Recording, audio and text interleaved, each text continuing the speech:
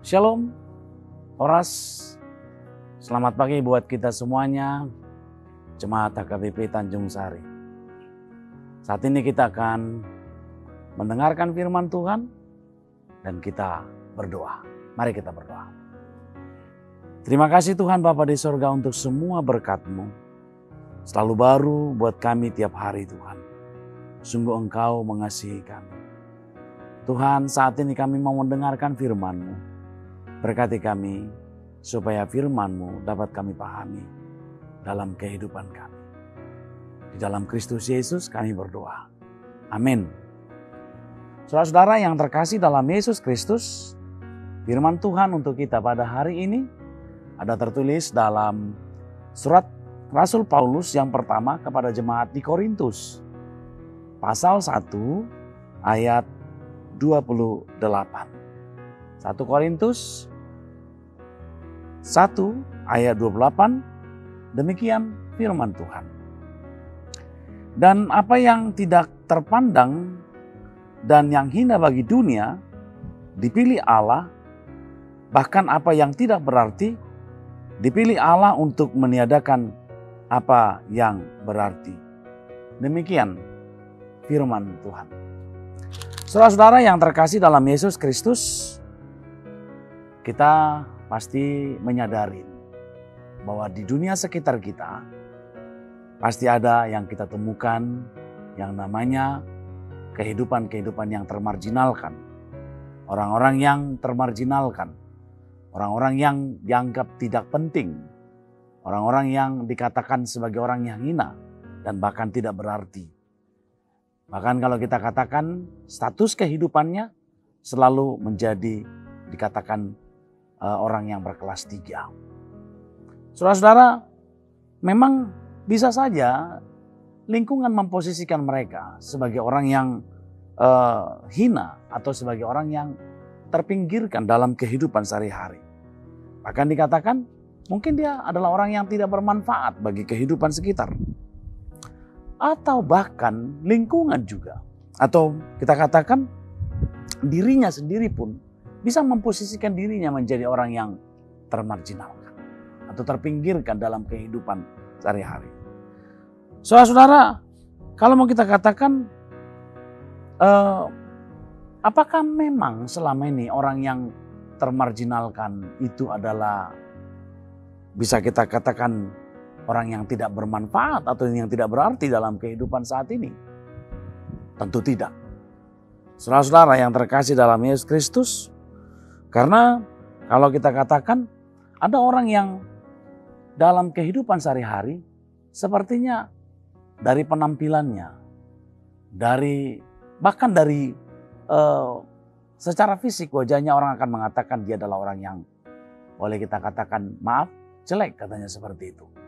Tetapi dalam kehidupan dunia artis ada orang-orang yang seperti itu justru dirinya dipakai dan dirinya menjadi mahal karena bahkan industri entertainment mencarinya untuk melengkapi industri entertainment.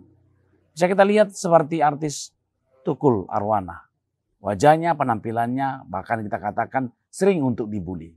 Tetapi justru dari penampilannya yang seperti itu dia memperoleh sesuatu hal yang membuat dia berpengaruh dalam kehidupan sehari-hari, baik dari segi ekonomi maupun dari segi hal-hal yang lain. Saudara-saudara yang terkasih dalam Yesus Kristus, kalau kita katakan dalam iman orang Kristen, bahwa sering kita menemukan juga dan pernah kita mendengarkan seperti kota di mana tempat Yesus lahir, yang dikatakan Bethlehem, dikatakan adalah kota yang kecil, kota yang tidak diperhitungkan, kota yang kalau kita katakan tidak mungkin dari kota tersebut lahir yang namanya juru selamat dunia, yaitu Yesus Kristus. Karena pada sebelum Yesus ada di dunia ini, mereka selalu dikatakan adalah orang-orang yang termarginalkan. Tetapi justru dari dirinya, Bethlehem, lahir Yesus Kristus. Saudara-saudara yang terkasih dalam Yesus Kristus, kalau kita lihat juga seperti surat Rasul Paulus ini, ternyata pada saat itu ada orang yang menganggap bahwa berita tentang salib itu adalah sebuah kebodohan. Itu bukan sebuah berita yang sangat menarik. Itu bukan sebuah berita yang sangat mengagumkan, tetapi itu adalah sebuah berita yang sangat hina. Karena bagi orang Yahudi, salib adalah sebuah hukuman. Masa dari situ lahir yang namanya sebuah sukacita yang besar. Karena itu bagi orang Yahudi itu adalah kebodohan. Tetapi bagi orang yang ingin diselamatkan, itu adalah berita sukacita. Karena itu saudara-saudara, salib dipilih Tuhan untuk membuat dunia ini mengalami perubahan. Bahkan salib telah mengganti pemikiran yang selama ini terpelihara bagi orang-orang Yahudi yang mengatakan hanya dengan melakukan Tauratlah manusia atau orang-orang itu akan diselamatkan. Tetapi salib telah mengubah pemikiran dengan percaya kepada salib, dengan percaya kepada Kristus yang disalibkan, maka keselamatan akan diperoleh. Karena itu saudara-saudara, seperti Natsar ini mengatakan, dan apa yang tidak terpandang dan yang hina bagi dunia dipilih Allah, bahkan apa yang tidak berarti dipilih Allah untuk meniadakan apa yang berarti. Jadi kalau dunia ini melihat ada yang tidak bermanfaat, tetapi justru Allah akan memilih itu. Sama halnya saudara-saudara, kalau kita katakan persiapkan diri Anda. Karena suatu saat Allah akan memilih Anda. Mungkin saja dunia sekitar Anda mengatakan bahwa Anda tidak berarti. Tetapi bagi Tuhan, Anda adalah orang yang bermanfaat dan berarti bagi Tuhan. Bahkan mau kita katakan, Anda adalah berkat yang dijadikan Tuhan untuk orang lain. Karena itu saudara-saudara, persiapkanlah dirimu. Karena suatu saat Anda akan dipilih Allah, Anda akan ditetapkan oleh Allah untuk yang menjadi berarti bagi kehidupan sekitarnya. Karena Tuhan menginginkan Anda menjadi berkat bagi dunia ini. Amin, kita berdoa. Terima kasih Tuhan Bapa di sorga atas semua yang terbaik yang Kau berikan kepada kami. Bahwa melalui kehidupan kami, dunia ini mengenal Engkau Tuhan. Karena kami percaya tentang salib. Bahwa salib itu memang benar hina. Tetapi dari salib itulah keselamatan di dunia ini Engkau berikan kepada orang-orang berdosa Tuhan.